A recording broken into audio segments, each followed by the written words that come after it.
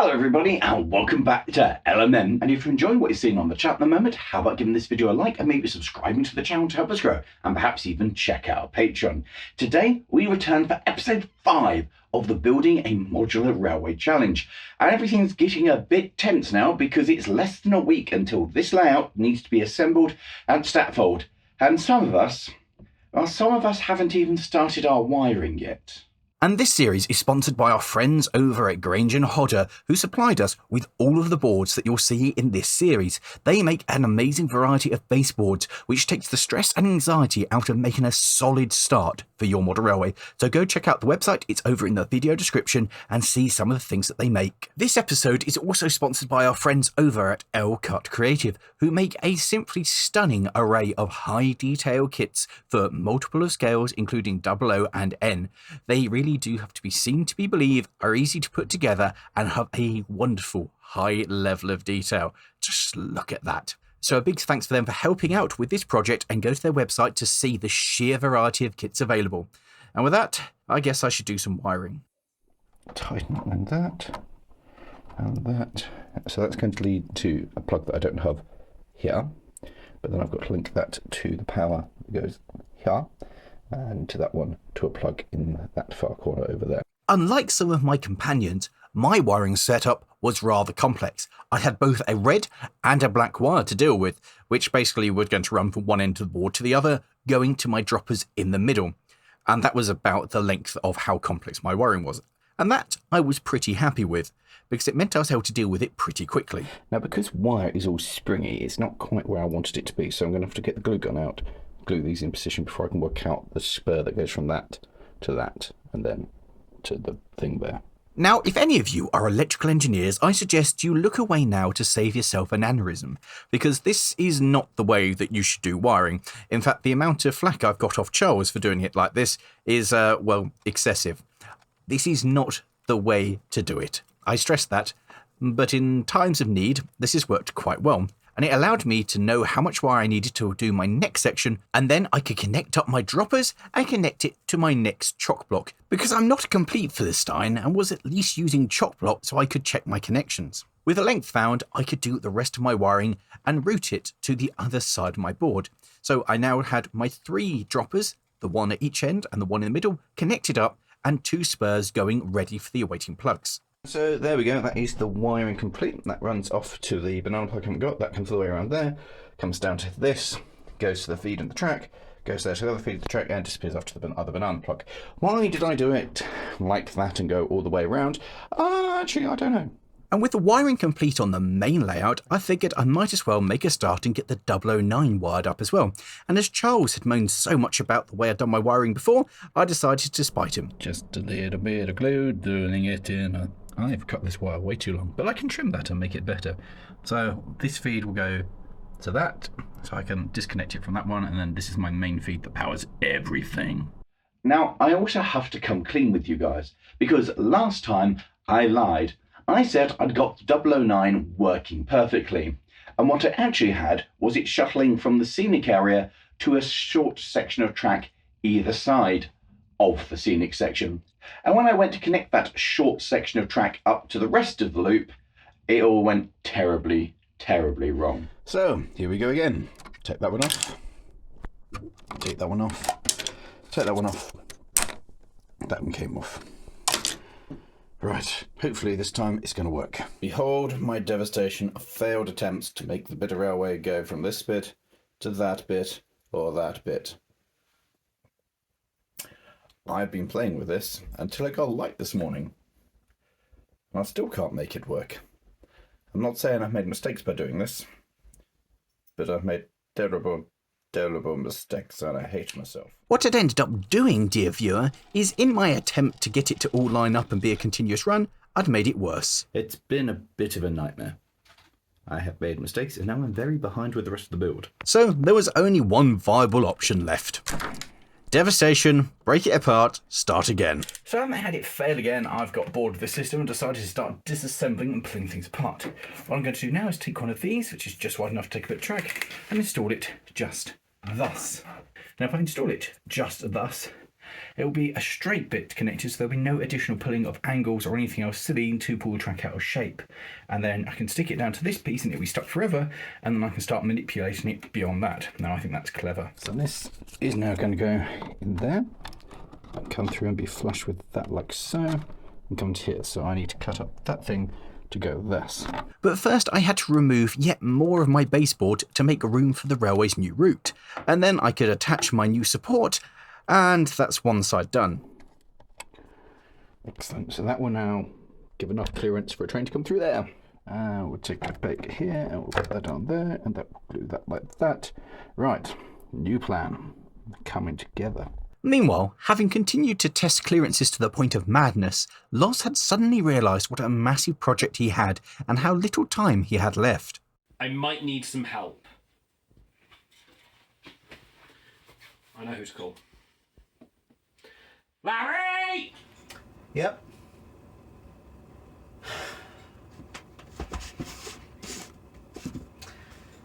Yep. Away.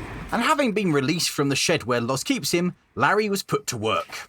I have been tasked to try and make some platform walls out of a piece of... Tasked me some platform walls out of a piece of brick, which involves cutting very carefully along these lines while not being distracted by anyone. Don't film now, it's going wrong. And speaking of things that were going wrong, So I've cut this to fit there. That's going to go on there. You can see I've scored that, ready to cut that to be the right shape. Then that's going to go between there and be a much steeper incline between the two of these. But hopefully that's going to work a bit better than it did before. So I just need to make a couple of little modifications and then we're there. Now this is an abomination, absolutely complete bodge. But what I've done is by using one piece there to strengthen there, one piece there to strengthen there, and then one piece bridging it, meaning that's strong. And then I've repeated the process here. So that's strong, supported there, supported there. now this was not my original plan, and it's very much starting to look like bodge, mostly because it needs to work now, because I'm running out of time. Next stage is to add some glue to this, reposition this onto the new line thus, and so it'll be there. Leave this end bit here flexible to go, it's going to be tight. Meanwhile, Tag was also doing some track work, although he was significantly further along and doing his final assembly. He was so confident in his time that he was even now starting to weather the track. Whilst the track in there was drying, I made a start on the joiners for the power. So I'm going to cut this into two halves so I can have my black and yellow feeders that will run the layout, and then auxiliary power, which I don't need, so it'll just be this one and that one, which will just run power from that corner straight across to that corner. So I haven't scored and measured my holes. I've made one over here. And so I've got these little doohickeys here. Quite simple really. All we do is unscrew all of those gubbins. So that bit, and that, and then we take this bit and we put it into the hole like that. Make sure it's come around the other side, and then we just reassemble it. So we'll put that on, collar over the top, a metal washer, the piece that we'll eventually connect our wire to, and finally a bolt onto that to do the whole thing up. And whilst I played with the electrics, in another part of the country, Loz was getting to grips with one of the biggest parts of his layout, the workshop. Okay, that should be that. And with that, the workshop is in. This is a beautiful kit from Elka, and they were very kind to me and actually modified one of their goods sheds to turn it into this sort of workshop, so it's a little bit wider than an engine shed would otherwise be. And then from that, I've been a little crafty in how I built it, which means beautiful. But oh no, what happens if I need to get access to it? Well, I can simply take the roof off, and then I can take this little bit of framing out,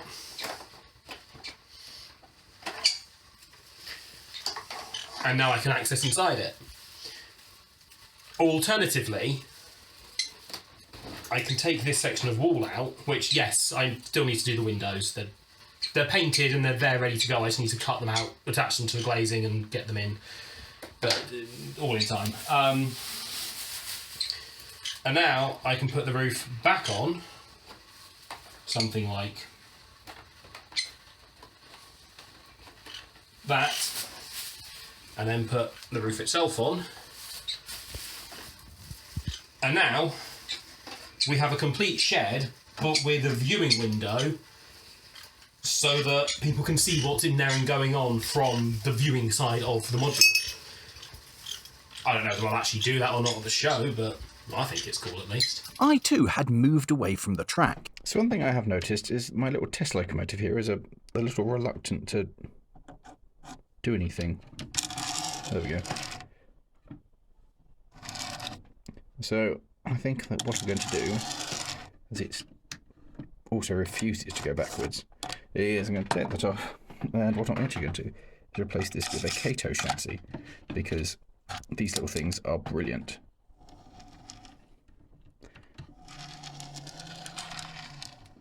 That's so much better. Let's take this off and see if we can put this body onto this chassis. Well, there's the problem, it's missing the contact on the front. However, if I just chop a little bit out the front of that chassis, that might just fit. Cue getting out the twirling tool of destruction. And it looks like our patient survived its surgery. Okay, so conversion complete. And I've ruined it. Following testing, it's just time to add a little bit of glue and put the 009 coupler on and try and get that straight. And as I was trying to get stuff to run, so was Nick. After a mammoth 4 hours, yes, 4 hours, I've managed to replace the point where the Loco's sitting and diagnose and fix this feed by replacing that switch. It was faulty, so it wasn't my track feed or my soldering at all, it was that. But now we can do this.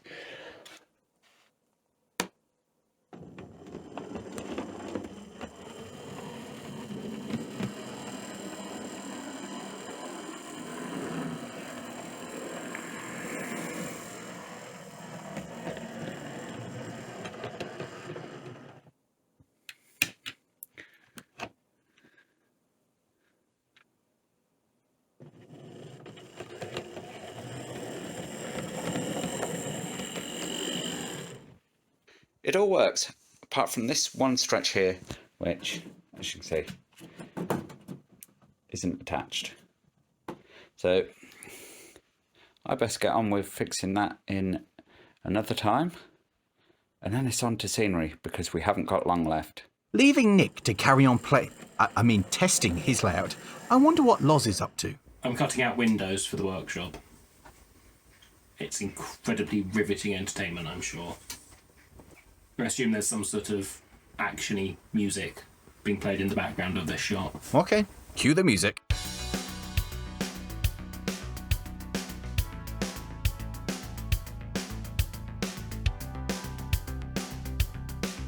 So how many windows you done? Nearly 2. How many are there in the workshop? 1, 2, 3, 4, 5. Meanwhile, aside from being impressed with how high Loz could count, I was attempting to finish my 009. What I have here is a piece of N-gauge railway that comes round and is glued to about this point here. From here on, any bit it is flexible to meet this bit here, which is flexible. So all I need to do is encourage that round like that. It's going to be very tight to meet this one. Dave was also working on his track, but like Tag, he was working on detailing and weathering it rather than trying to make it work. He was even going to the length of painting each chair individually for a weathered look. Now that's dedication. Now I would do it too if I could actually make mine, work. So here we go. It is the moment of no return. If it doesn't work now, I've wasted a week, in fact more than a week, of mucking around with this stupid idea of pulling it apart, relaying it, when I just should never have started it. So, will it go?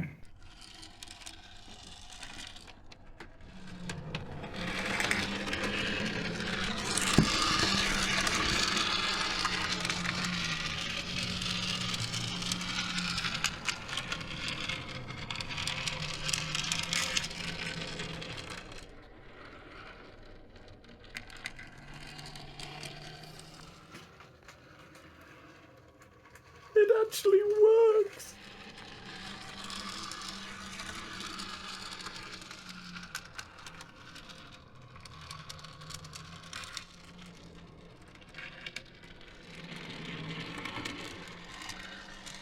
And leaving me to continue my rigorous testing, let's see how Loz is getting on with his windows. 9, halfway there. It's only been 6 hours. And whilst he was occupied, he tasked Lawrie to build the platform walls. And so he told me to lay them down like that. A nice flat edge. We're then going to get some matchsticks. And we're going to get some super glue on said matchsticks. And then stick that very carefully on to there. By this point, I'd run into a problem. Yep, due to my rerouting the railway, it now didn't fit in 3 separate places. So that meant getting out the magical board destroying tool and once again butchering my poor baseboard. Meanwhile, Charles had called in the cavalry and got Tom to come help him paint some of his baseboard. And with 2 of them at it, they made sterling progress and very quickly got the entire job done. And by the time they'd finished, I'd finished butchering my baseboard and was ready for loaded gauging runs.